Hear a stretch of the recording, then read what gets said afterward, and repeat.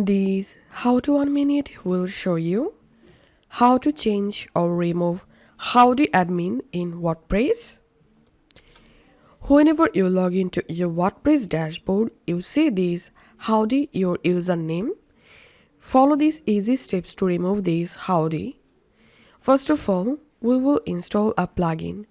So hover over on plugins and click on add new plugin.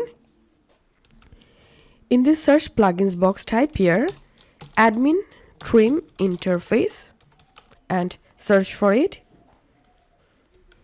And this is the actual plugin we are going to use. So install and activate this plugin. Once the plugin activated, hover over on appearance and click on admin trim interface.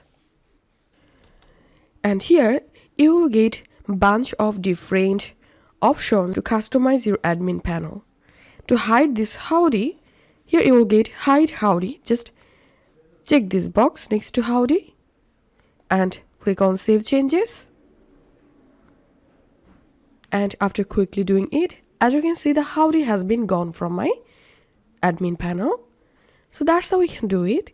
If you find this video helpful, don't forget to subscribe How to Admin It. See you in the next video.